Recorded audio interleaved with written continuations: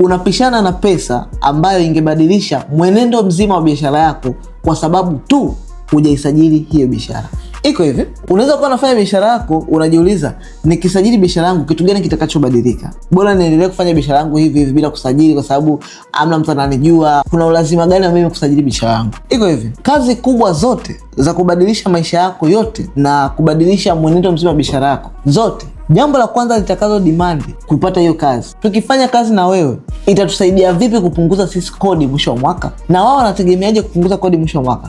Wanategemea kupata risiti kutoka kwako za manunuzi baada ya kufanya biashara na wewe, kwa sababu mwisho wa mwaka kama kampuni ama biashara itawasaidia kupunguza kodi ambayo wanaweza kuilipa mara 2 kwenye biashara. Kwa mfano, wao kama kampuni ama biashara tayari wanalipa kodi zao za kawaida kama kampuni, lakini wanapofanya manunuzi makubwa bila kupata risiti mwisho wa mwaka hawawezi kuja kutetea manunuzi waliyofanya kutoka kwako. Kama hawawezi kutetea kwamba pesa hii tumetumia hapa, pesa hii tumetumia hapa imetoka, kwa hiyo kiasi tulichotumia kwa mwaka huu peke yake ni kiasi fulani, wakishindwa kutetea hawaoni sababu ya kufanya kazi na wewe.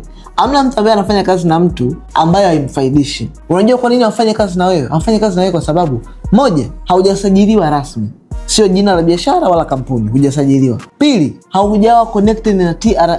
Hauna TIN number ya kampuni wala TIN number ya biashara. Tatu, hutoi risiti. Sasa kama hutoi risiti na hujasajiliwa biashara yako, ni ngumu sana watu kufanya kazi na wewe. So, unapoteza nafasi ya kubadilisha biashara yako kwa sababu tu haujasajili biashara yako mpaka sasa hivi. Na sio kwamba wanataka wewe usajiliwe, wanataka wao wakifanya kazi na wewe iwasaidie wao mwisho wa mwaka kupunguza idadi kubwa ya kodi kwenye biashara zao. Sasa badala ya kupata hizi pesa zote zinajikuta zimepita kwa sababu hujatengeneza mazingira sahihi ya kupokea pesa. Una akaunti ya benki ya kampuni, hujasajili kampuni, una TIN number ya kampuni, una leseni ya biashara. Umekaa hapo unasema mimi nafanya tu biashara kama panya mdogo mdogo, mimi sina shida. Shida umkomoe mtu, unajikomoa mwenyewe. Pia wewe ni mtu mzima sasa hivi, umekuwa mkubwa, unatakiwa uhame kutoka kwenye hiyo level kwenda level nyingine. Lazima ndoto zako zifike kwa kupitia njia sahihi.